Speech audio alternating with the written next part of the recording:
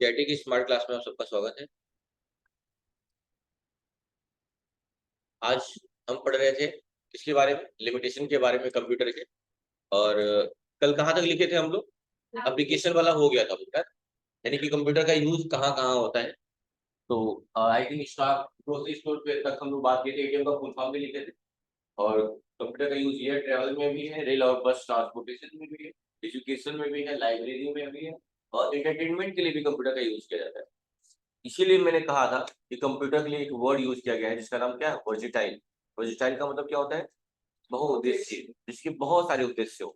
सिर्फ एक काम नहीं होता है, सिर्फ एजुकेशन के पर्पज से आप कंप्यूटर का यूज नहीं करते, एंटरटेनमेंट के लिए, टिकट वगैरह के लिए, हर चीज के लिए और हर सेक्टरों में आजकल इसकी इंपॉर्टेंस है, इसकी कंप्यूटर। ठीक है, तो अब देखेंगे हम इनके बारे में थोड़ा सा। सबसे पहले बात करेंगे कीबोर्ड के बारे में। कीबोर्ड, तो कीबोर्ड क्या है? इनपुट है कि आउटपुट है? क्या है? इनपुट है। और माउस इनपुट है। कोई पूछेगा कीबोर्ड क्या है तो आप बताइएगा कि कीबोर्ड कौन सा डिवाइस है। Input। और मैंने तरीका बताया ही है, डेफिनेशन अभी आएगा इसके बाद जब हम इनपुट डिवाइस स्टार्ट करेंगे। माउस, अच्छा माउस को वहाँ पॉइंटिंग डिवाइस लिखा हुआ है, थोड़ा ध्यान से सुनिए कि दो चीजें होती है कि जब हम कोई चीज लिखते हैं और जब हम मूव कराते हैं माउस को, तो ये जो होता है आपका जो दिख रहा है टर्टल लिखे जैसे, इसको बोलते हैं पॉइंटर। क्या बोला जाता है? पॉइंटर। इसीलिए माउस को पॉइंटिंग डिवाइस भी बोला गया है, क्योंकि इससे हमें हमारा लोकेशन का पता चलता है और इजिली हम किसी भी फाइल फोल्डर को या किसी भी डॉक्यूमेंट को क्या कर पाते हैं? ओपन कर पाते हैं। तो इसीलिए एक वर्ड यूज किया गया है कि माउस के लिए पॉइंटिंग वर्ड यूज किया गया है। तो याद रखिएगा कि माउस इनपुट डिवाइस ही है, लेकिन उसके साथ साथ क्या है? एक पॉइंटिंग डिवाइस भी है। तो अगर कभी आपसे पूछा जाए कि कुछ पॉइंटिंग डिवाइस की एग्जांपल बताइए, तो आप उसमें माउस का नाम ले सकते हैं, क्योंकि माउस इनपुट डिवाइस है लेकिन उसके अंतर्गत भी एक पॉइंटिंग डिवाइस के अंतर्गत आता है। ठीक है, याद रखिएगा अक्सर लोग कंफ्यूज होते हैं कि पॉइंटर और कर्सर को लेके। तो जो हम लोग लिखते हैं, लिखते वक्त जो लाइन ब्लिंक करती है, ब्लिंक करती है, आती जाती रहती है, ब्लिंक करती है, उसे हम कर्सर बोलते हैं। क्या बोलते हैं? कर्सर बोलते हैं। और जो हमारे माउस से जो चीजें आ रही हैं उसे हम क्या बोलते हैं? पॉइंटर बोलते हैं। क्या बोलते हैं? पॉइंटर। याद रखिएगा ये दो अलग अलग चीजें हैं, पॉइंटर और कर्सर। याद रहेगा। लिखने के मामले में जो लाइन ब्लिंक करती है उसे क्या बोलते हैं? कर्सर बोलते हैं। और मूव कराते हैं जब माउस को, उसका जो मूव करता है और जो दिखता है हमें, उसको क्या बोलते हैं? पॉइंटर बोलते हैं। याद रहेगा। ठीक है, तो माउस कौन सा डिवाइस है? इनपुट है कि आउटपुट है? इनपुट है। और साथ साथ ये बात लिख लीजिएगा कि माउस इनपुट डिवाइस है, साथ ही साथ एक पॉइंटिंग डिवाइस भी है। लिख लीजिए इस बात को, लिख लीजिएगा कि माउस इनपुट डिवाइस तो है ही, साथ ही साथ क्या है? एक पॉइंटिंग डिवाइस।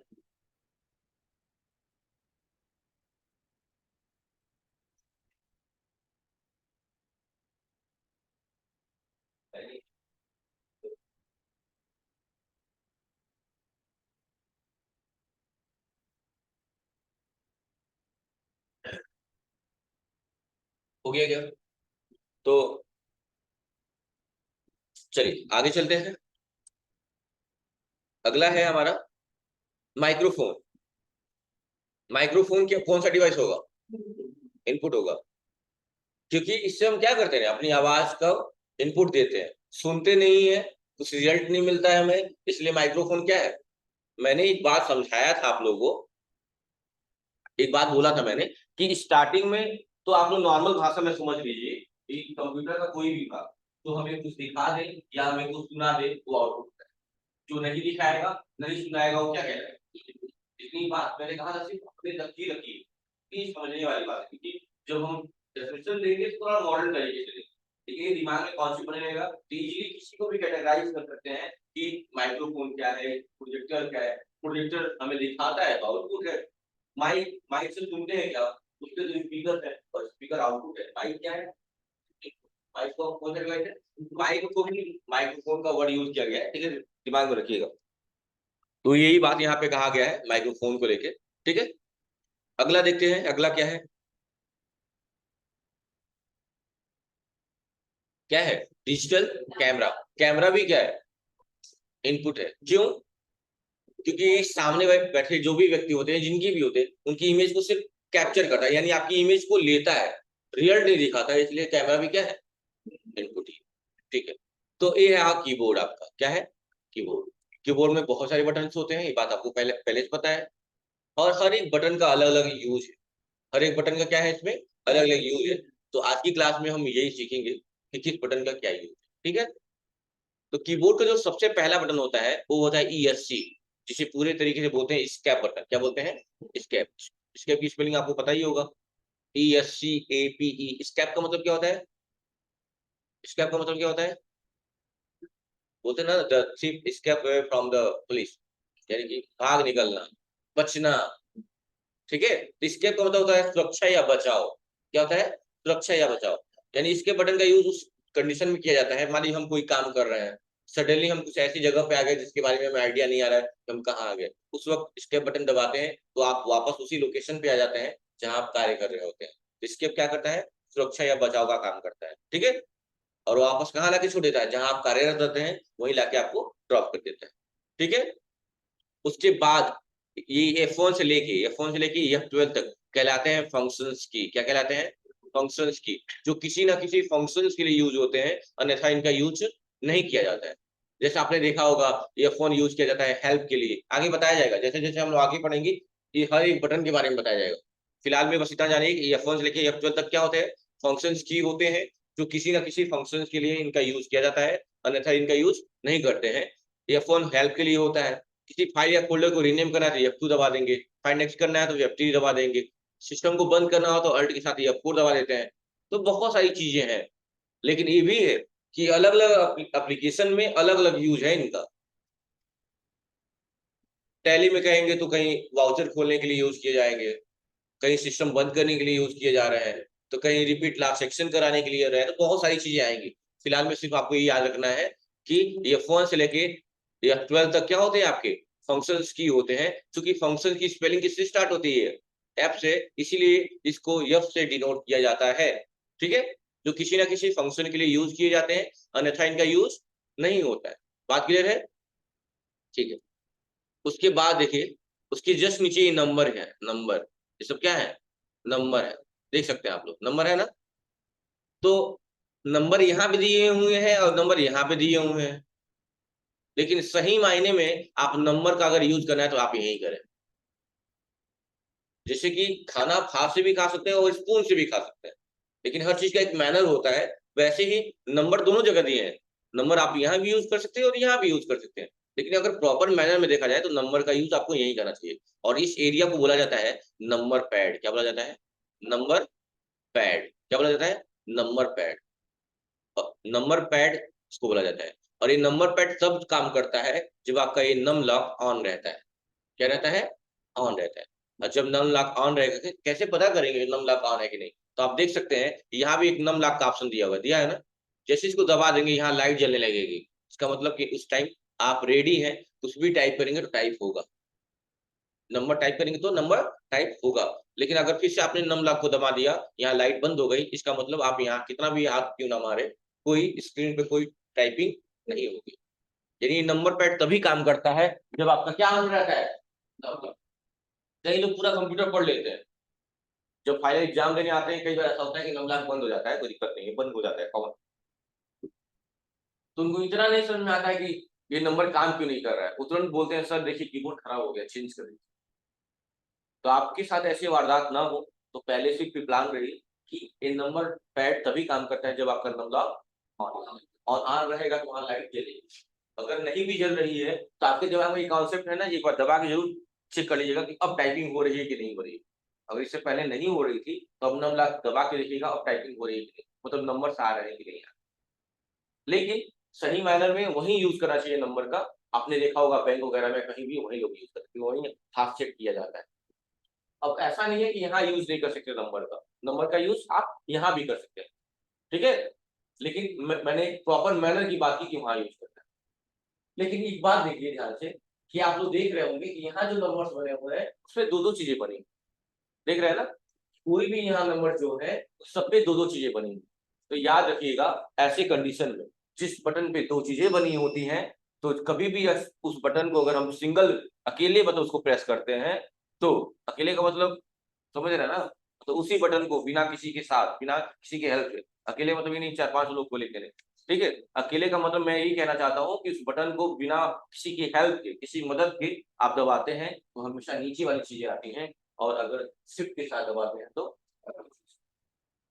शिफ्ट क्या है, एक जरिया का काम कर रहा है ऊपर वाली चीजें लाने का। तो जो लोग नए होंगे, जो भी लोग हैं, इस बात को लिख लीजिएगा, जिस बटन पे दो चीजें बनी हुई हैं, अगर उस बटन को सिंगल दबाएंगे तो नीचे वाली चीजें आएंगी, और शिफ्ट के साथ दबाएंगे तो, जैसे सिंबल का नाम @ है, या इसका समझ लीजिए, इसका है, हैश बना हुआ है, हैश। अगर इस बटन को सिंगल दबाएंगे तो 3 आएगा, क्या आएगा स्क्रीन पे, 3 आएगा। लेकिन अगर शिफ्ट के साथ दबाएंगे तो क्या आएगा, है आएगा। ठीक है, मैं करके दिखा दे रहा हूं आप लोगों को।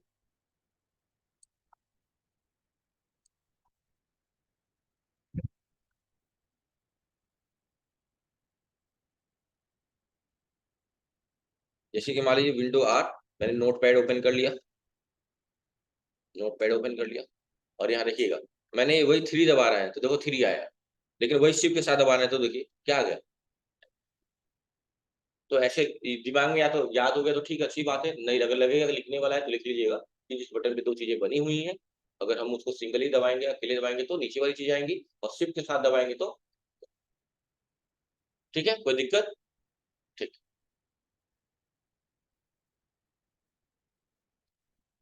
अब देखिए ध्यान से, तो ये बातें समझ में आ गई। इन सारे सिंबलों का नाम है, जानिएगा, इसको बोलते हैं एक्सप्लेनेशन मार्क, हिंदी में बोलते हैं विस्मयादि बोधक चिन्ह। जब आप कोई फीलिंग्स किसी के सामने एक्सप्रेस करते हैं तो करते हैं, ओ सो सैड, ओ लगा के नहीं लिखते हैं, ओ तो ओ के बाद लग जाता है, ओ सो सैड, मतलब एक्सप्रेशन देने के लिए। इसको बोलते हैं इंग्लिश में एक्सप्लेनेशन मार्क, और हिंदी में बोलते हैं विस्मयादि बोधक चिन्ह। ठीक है, ये है जो बना हुआ है ऐसे, इसको बोलते हैं @ क्या बोलते हैं, लिख लीजिएगा, कई लोग पढ़ नहीं पाते हैं इसको, @ बोला जाता है, क्या बोला जाता है, @, RAT, लिख लीजिएगा, कई लोग भूल जाते हैं, मुझे पता है, @ बोला जाता है। यहाँ तक कि कई लोग ऐसे बच्चे मिलते हैं मुझे जो ईमेल आईडी बोलते हैं तो @ बोल देते हैं, पता नहीं क्या बोलते हैं, या भूल भी लेते हैं तो लिख नहीं पाते हैं। तो याद रखिएगा, इसको लिखा जाता है @।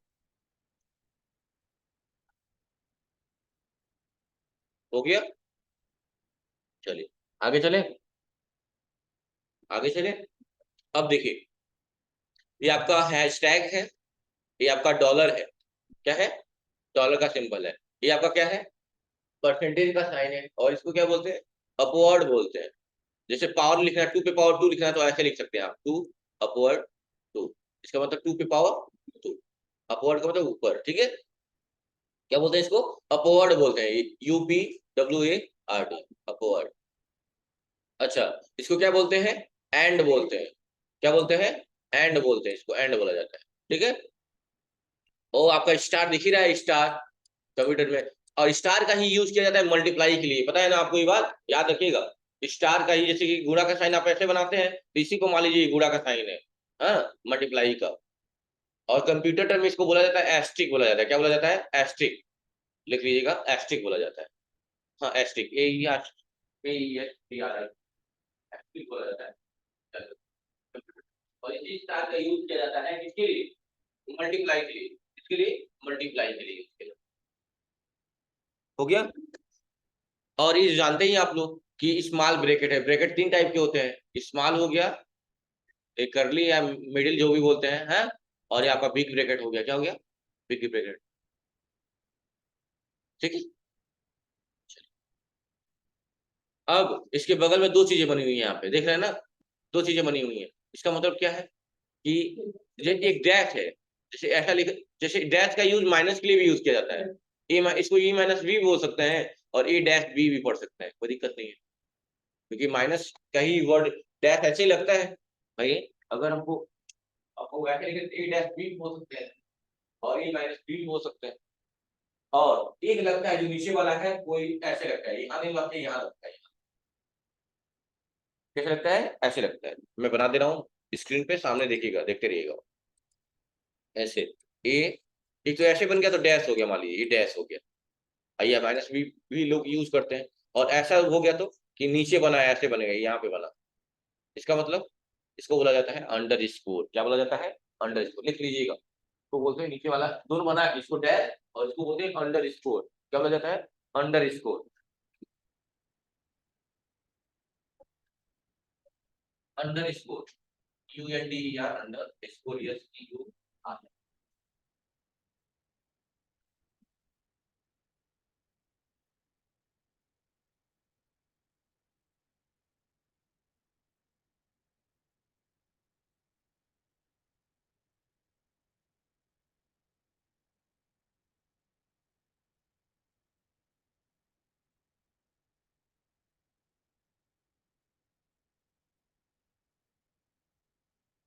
हो गया, ठीक है। आप ये जानते हैं प्लस और इक्वल टू का साइन है क्यों? ठीक है, चलिए।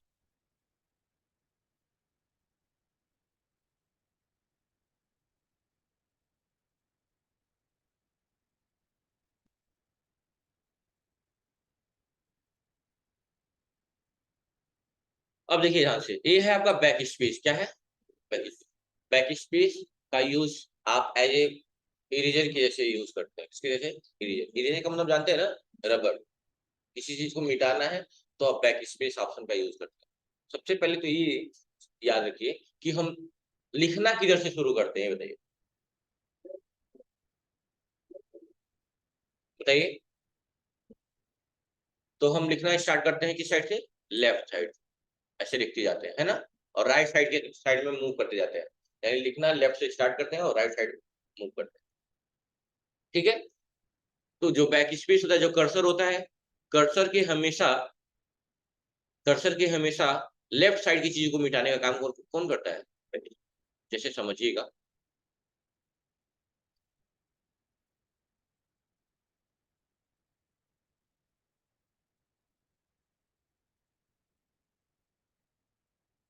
ये देखिए, जैसे कि मान लीजिए कर्सर है। आप देख सकते हैं यहाँ पे कर्सर दिख रहा है, कर्सर ना ब्लिंक कर रहा है, वही कर्सर है। अगर हम मैं बैक स्पेस दबाऊंगा तो कौन सा क्या मिटेगा इसमें? हैश मिट जाएगा, मिटेगा ना।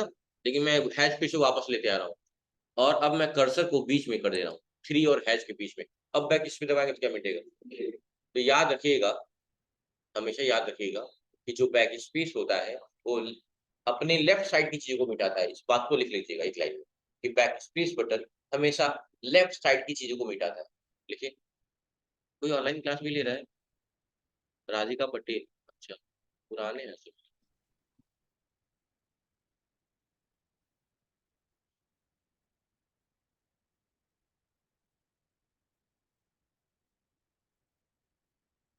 अरे,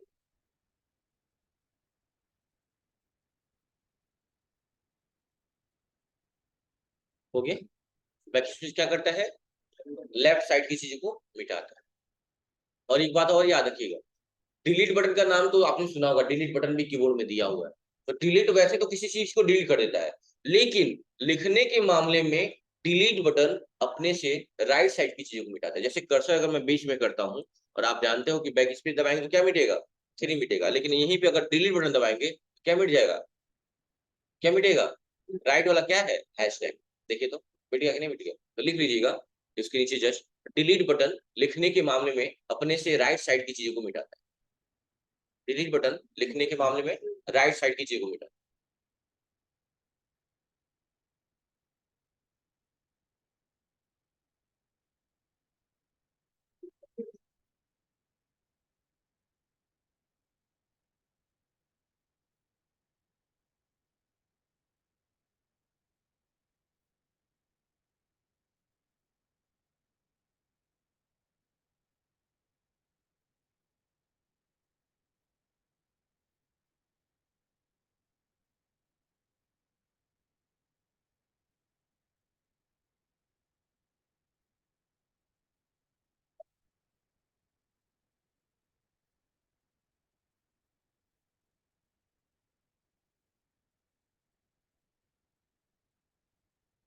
हो गया क्या? हो गया, ठीक है। वापस चलते हैं अपने टॉपिक पे।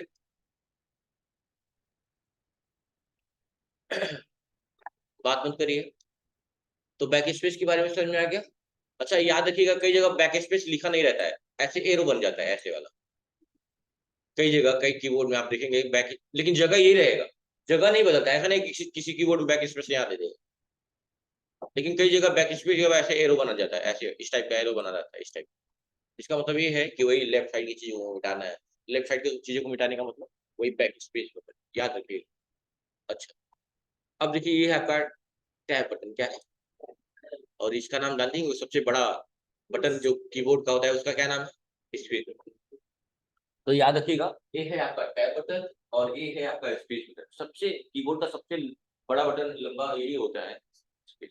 अच्छा, टैब और स्पेस में मैंने दोनों को एक साथ क्यों लिया, उसका रीजन ये है कि दोनों का ही यूज आप स्पेस के लिए करते हैं। टैब बटन का स्टार्टिंग का बात बता रहा हूँ, टैब बटन का यूज भी स्पेस के लिए किया जाता है और स्पेस बटन का भी यूज स्पेस के लिए किया जाता है। लेकिन फर्क क्या है, तो फर्क ये है कि जब हमें कम स्पेस की आवश्यकता होती है तो स्पेस बटन दबाते हैं। क्या दबाते हैं, जब हमें कम स्पेस की आवश्यकता होती है तो स्पेस बटन दबाते हैं, और जब हमें ज्यादा स्पेस की आवश्यकता होती है तो क्या दबाते हैं। और टैब एक बार में 0.5 डिस्टेंस कवर करता है। अब मैं प्रैक्टिकल दिखा दे रहा हूँ, देख लीजिए, ज्यादा बेहतर समझ में आएगा। टैब बटन का भी यूज स्पेस के लिए किया जाता है और स्पेस बटन का भी यूज किसके लिए किया जाता है, स्पेस के लिए किया जाता है। फर्क क्या है, फर्क यही है कि ज्यादा इसकी स्पेस की आवश्यकता होगी तो क्या दबाएंगे, क्या दबाएंगे। अब देखिए ध्यान से, जैसे कर्सर यहाँ पास में है, देख ही रहे हैं आप लोग। मैं एक बार स्पेस दबा रहा हूँ, देखिए कर्सर मूव करेगा, मूव किया है, इतना गैप कवर किया है, ठीक है, वापस कर दे रहा हूँ फिर से। अब इस बार टैब दबा रहा हूँ, दबाया टैब, क्या ज्यादा डिस्टेंस कवर किया। तो याद रखिएगा कि टैब और स्पेस में कहीं ना कहीं रिलेशन है, क्योंकि दोनों का काम स्पेस देने के लिए होता है। फर्क क्या है, फर्क यही है कि जब हमें ज्यादा स्पेस की आवश्यकता होगी तो टैब बटन, मान लीजिए सबको यहाँ पहुंचना है तो स्पेस तो दबाते रह जाएंगे, और 2 बार टैब दबाएंगे तो हम वहां तक पहुंच सकते हैं, है ना। तो वही बात है, तो लिख लीजिएगा आप लोग भी कि टैब बटन भी स्पेस के लिए होता है और स्पेस बटन भी स्पेस के लिए होता है। फर्क ये होता है टैब बटन ज्यादा स्पेस के लिए होता है और स्पेस बटन कम स्पेस। और टैब बटन एक बार में 0.5 डिस्टेंस कवर करता है, इसकी कोई यूनिट नहीं है, 0.5 सिर्फ लिखिए।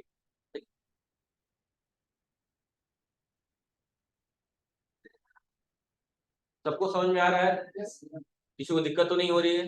देखिए जहां भी आपको चीजें नहीं समझ में आएगी आप लोग पूछिए, एक बार नहीं 10 बार पूछिए जब तक समझ ना आए, ठीक है।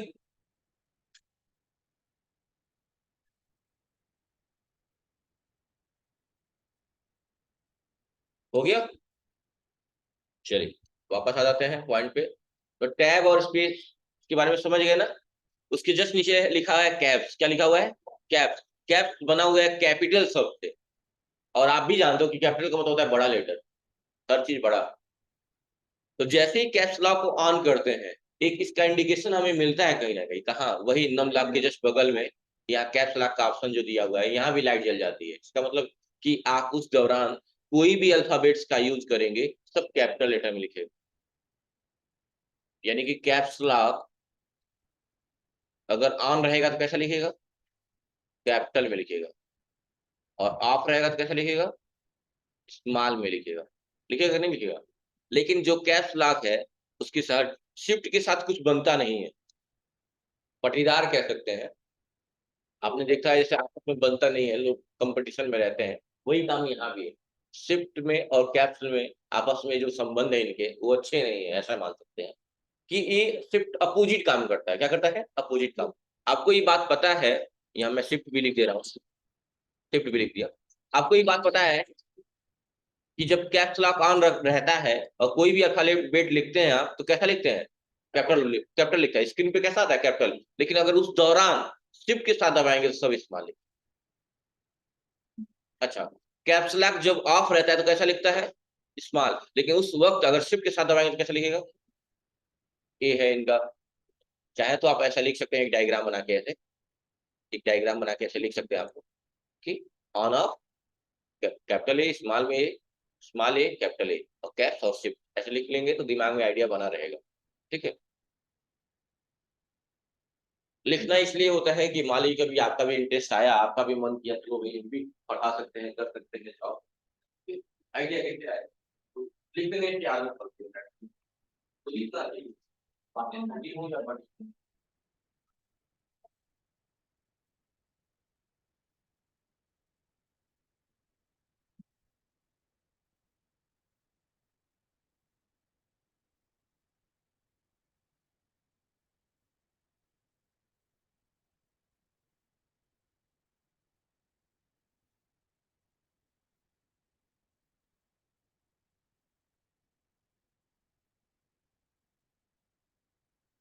कोई दिक्कत है? हो जाएगा। चलिए, तो देख लीजिए, अभी देख लीजिए, जो शिफ्ट होते हैं, सुन लीजिए यहाँ से एक बार थोड़ा सा। शिफ्ट, कंट्रोल और अल्ट, ये तीन बटन ऐसे हैं ना जो अकेले काम नहीं करते, किसी ना किसी के साथ मिलकर काम करते हैं। मतलब इनका अकेले कोई काम है ही नहीं। जैसे अभी आपने देखा कि शिफ्ट बटन का यूज हुआ था ऊपर वाली चीजें लाने के लिए, अभी जैसे शिफ्ट बटन का यूज हुआ लेटर्स को स्मॉल या कैपिटल लिखने के लिए। तो ऐसे ही एक कंट्रोल, शिफ्ट और ऑल्ट, ये तीन बटन ऐसे हैं जो अकेले काम करते ही नहीं है, किसी ना किसी के साथ मिलकर काम करते हैं। तो जैसे जैसे हम आगे पढ़ेंगे वैसे वैसे शॉर्टकट की आएंगे या इनका जो भी आएगा फंडा वो आपको पढ़ाता जाएगा, लेकिन दिमाग में फिलहाल में ये रखेंगे कि कंट्रोल, शिफ्ट और ऑल्ट ये तीन बटन ऐसे हैं जिनका अकेले कोई यूज है ही नहीं, किसी ना किसी के साथ मिलकर ही काम। जैसे कॉपी करना है तो कॉपी की शॉर्टकट की होती है कंट्रोल+C। तो देखो कंट्रोल के साथ कोई ना लेटर आया ना, सिर्फ कंट्रोल दबा के काम तो हुआ नहीं। ये तीन बटन ही ऐसे हैं जिनका अकेले कोई वजूद नहीं है, किसी जब इन किसी के साथ मिल जाते हैं तो इनकी ताकत नहीं। ऐसा समझ, कोई दिक्कत?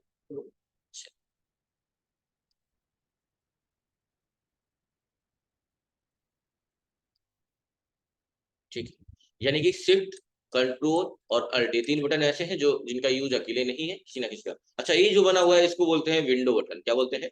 Window button. क्या बोलते हैं? विंडो। ये बड़ा स्पेशल बटन है, इसकी मदद से आप स्टार्ट मेनू ओपन करते हैं, बहुत सारी चीजें हैं। या इसके साथ आप यूज करते हैं आर का, यानी विंडो के साथ आप आर दबाते हैं। क्या दबाते हैं? विंडो के साथ क्या दबाते हैं? आर दबाते हैं। तो इससे खुल के क्या आता है? नहीं, रन कमांड। क्या खुल के आता है? रन कमांड खुल के आता है। क्या खुल के आता है? Run command. अब रन कमांड में आप चाहे नोटपैड ओपन करें सर्च करके, चाहे वर्ड पैड, चाहे विन वर्ड, चाहे एक्सेल, चाहे पावर पॉइंट, कुछ भी, एनीथिंग एल्स, जो भी सर्च करें वो आपका ओपन होगा। लेकिन विंडो आर से क्या खुलता है आपका? Run command. पूरा लिख लीजिएगा आप लोग सही से, रन कमांड लिख लीजिए। रन कमांड ओपन क्या दबाने से? विंडो+R दबाने से रन कमांड। और उस पर आप चाहे नोट पैड, वर्ड पैड, जो भी टाइप करेंगे और इंटर करेंगे वो चीजें खुल के आपके सामने आ जाएगी। Run command, विंडो+R। विंडो+R से क्या आएगा?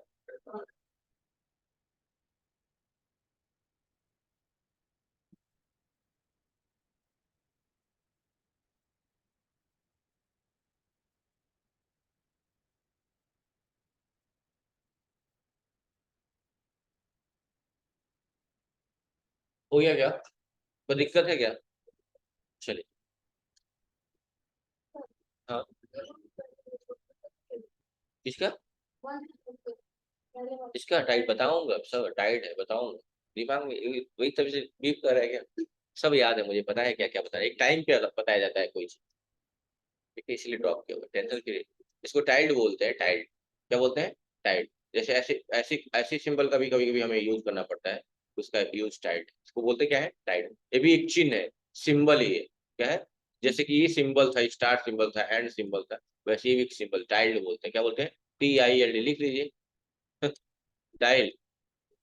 क्या बोलते हैं इसको? टाइल्ड। ये भी एक सिंबल ही है, प्रतीक है जिनका यूज किया जाता है। ठीक, कोई दिक्कत है? चलिए, रन कमांड की शॉर्टकट की क्या होती है? देखिए, शॉर्टकट का मतलब ये होता है कि जल्दी से हमें उस चीज तक पहुंचना, किसी किसी कार्य को हम कम समय में कर लें, वो तरीका क्या कहलाता है? शॉर्टकट कहलाता है। क्या कहलाता है? शॉर्टकट कहलाता है। पर ये हमेशा शॉर्टकट तरीका अच्छा नहीं होता है, ये बात भी याद रखिएगा। ठीक है, तो ध्यान दीजिए यहाँ पे। तो आपने देखा कि विंडो के साथ आर दबाया तो क्या ओपन आया? रन कमांड आया, और आप कोई भी चीज क्या कर लेंगे?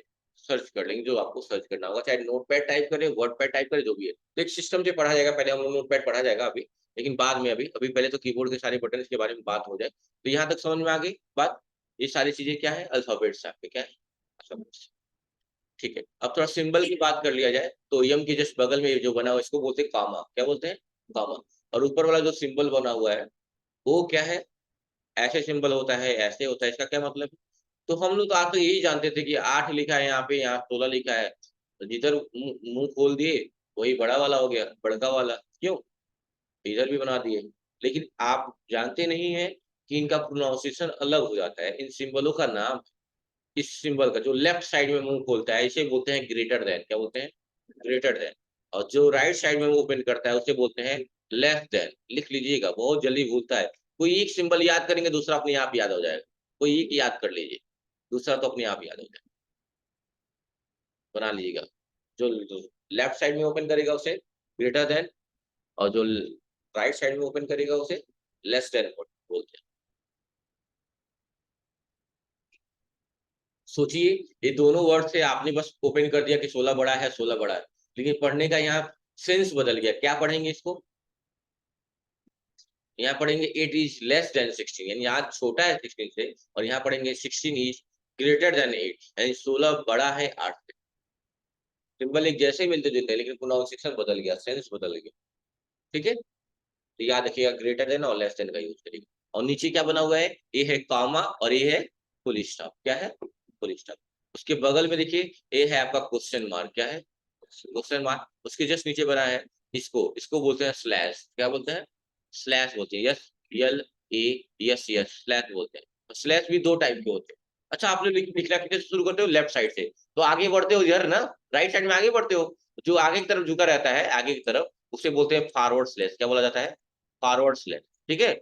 और जो पीछे ऐसे झुका रहता है उसे बोलते हैं बैकवर्ड स्लैश। क्या बोलते हैं? Backward slash. लिख लीजिएगा इस बात। फॉरवर्ड स्लैश, स्लैश की स्पेलिंग मैंने लिखी हुई है यहाँ पे, और लिख लीजिए फॉरवर्ड स्लैश और बैकवर्ड स्लैश। देखिए यहाँ दिया हुआ है बैकवर्ड, देखिए यहाँ पे दिया हुआ है बैकवर्ड, ये रहा, और ये रहा आपका फॉरवर्ड स्लैश। दोनों स्लैश का नाम लिख लीजिए, स्लैश बोला जाता है।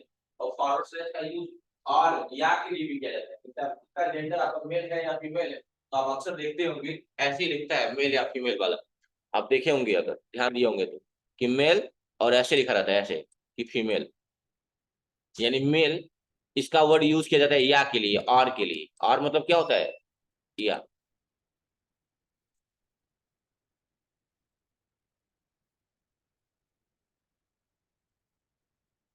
दिक्कत है यहाँ तक?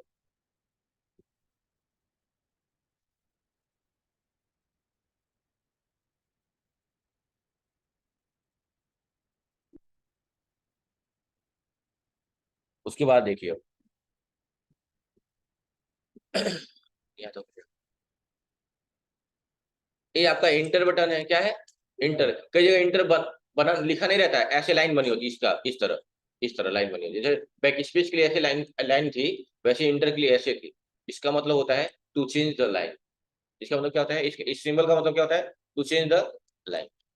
यानी इंटर बटन का यूज किया जाता है कि लाइन चेंज करने के लिए, और किसी चीज को ओके करना है तो इंटर प्रेस कर दीजिए। कोई दिक्कत है? तो बस आज के लिए सिर्फ इतना ही।